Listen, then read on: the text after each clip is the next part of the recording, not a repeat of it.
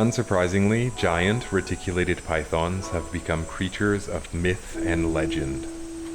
Murphy and Henderson, 1987.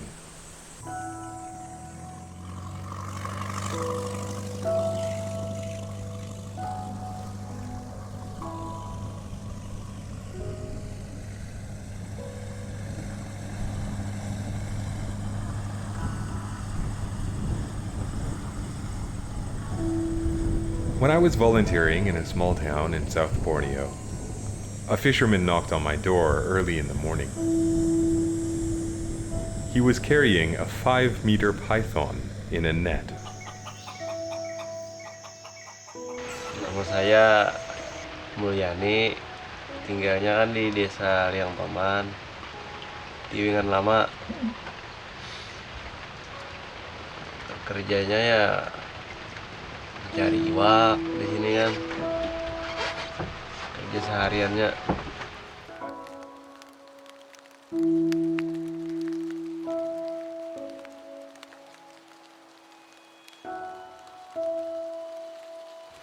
Tadinya kan cari ikan, terus ketemu ular kan, ditangkap aja kan, dipegang dari kepalanya tuh sama teman. Yang maunya kan kita jual ke sana. Ya kita harapan kan uang. Selama di sini kan ya sekitar 20-an lah ada ekornya yang ditangkap. Kalau binatang lain banyak itu yang seperti biawak, cuman kan biawak nggak ada harganya, jadi biarin aja. Yang bisa menghasilkan kita yaitu tenggiling sama ular.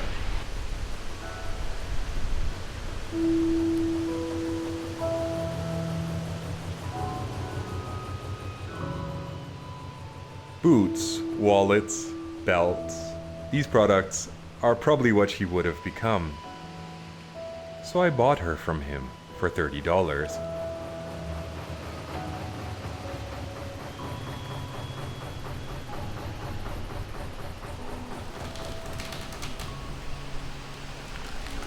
And took her 10 kilometers upriver to a protected forest.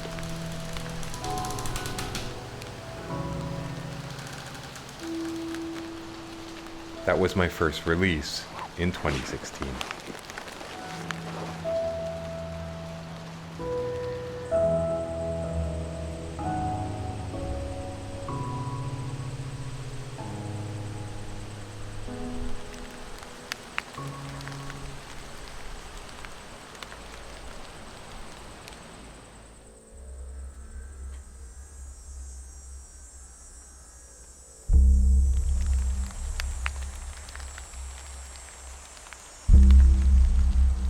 The batik clothing style of Southeast Asia and Indonesia is said to have been inspired by the patterns on these pythons.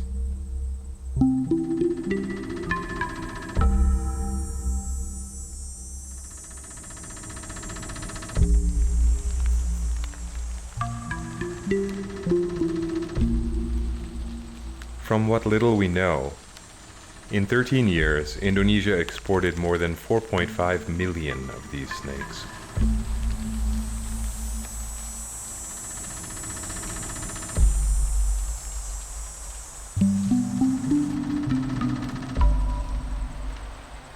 According to the New York Times, snakeskin has become the latest must-have.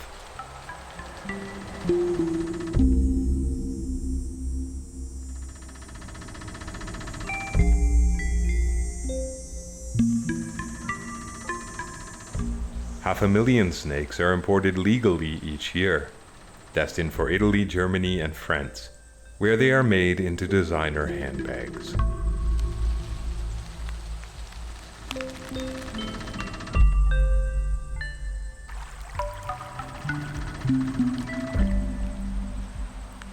The United States accounts for about 50% of the Italian export market for finished goods.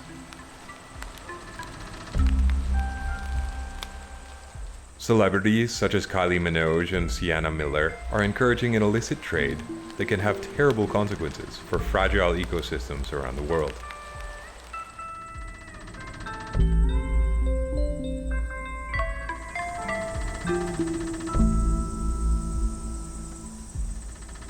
it is up to the local authorities to enforce the laws. A lot of the time, they don't have the capacity in terms of money, people, or expertise. And sometimes they just don't care, says Olivier Selabé.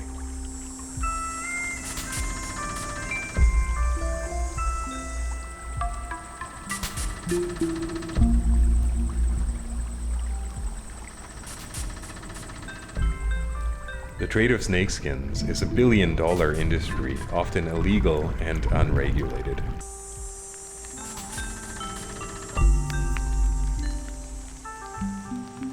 Meanwhile, 40% of Indonesia's 250 million population live on less than $2 a day.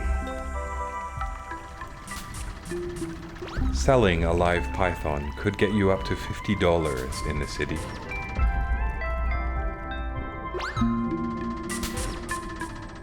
While there are export limitations, it is written that the quota only appears to be sustainable.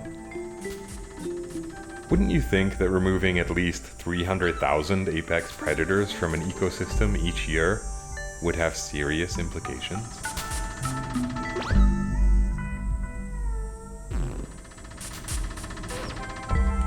Quote, "There is little confidence that the management structures in place are adequate to prevent pervasive declines if negative impacts are detected." End quote.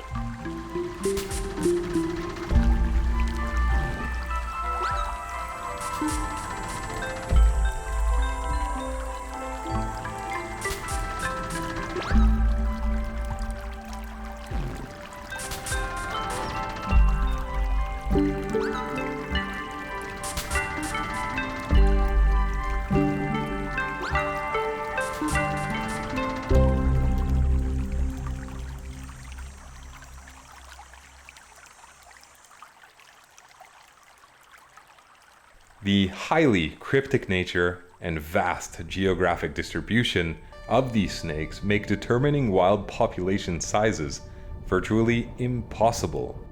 Natush et al., 2016.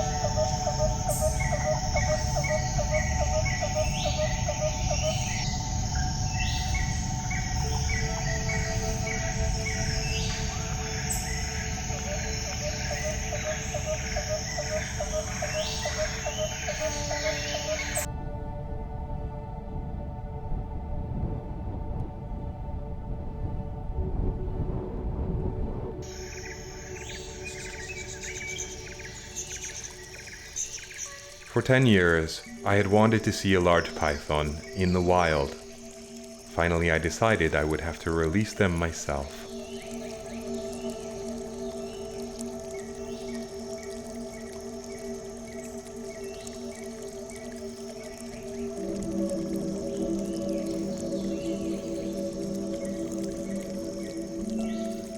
The two pythons seen swimming up the river here are each 4 meters in length.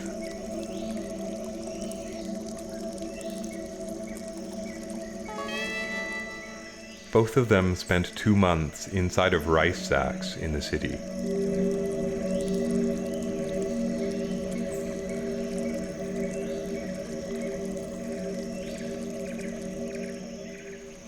But finally their time came.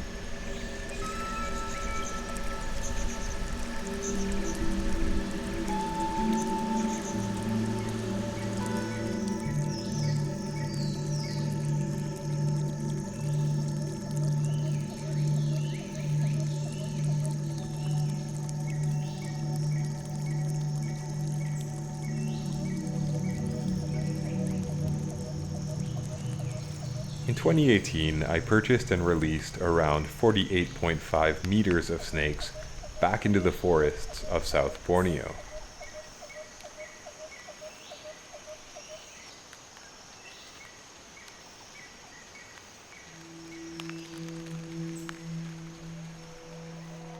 Killing pythons on the current scale is unsustainable.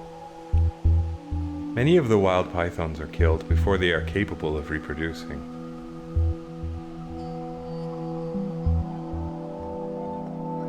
Kita pernah jual ular ke kota kan, tapi ya lebih senangnya kalau ada mister kan yang beli di sini terus dilepas lagi. The poachers and the leather workers are very clever and skilled tradespeople. I believe if their products fell out of style, they would adapt pretty quickly.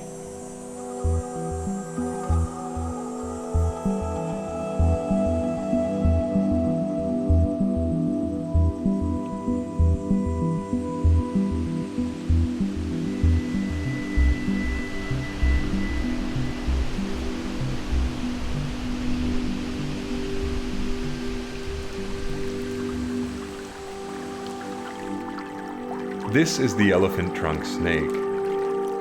It is also threatened by illegal hunting.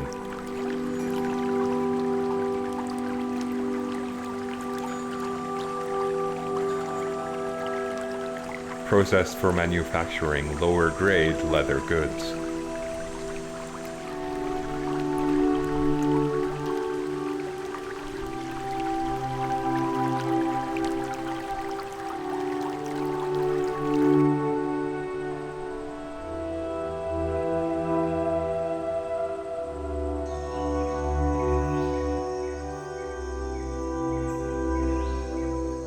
This is the python curtis, or dipong python. An extremely rare snake here, the dipong's body is wide and awkward.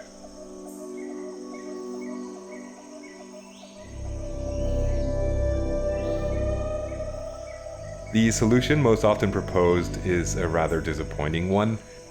Snakeskin quotas need to be increased so that the trade, including slaughtering practices, can then be monitored.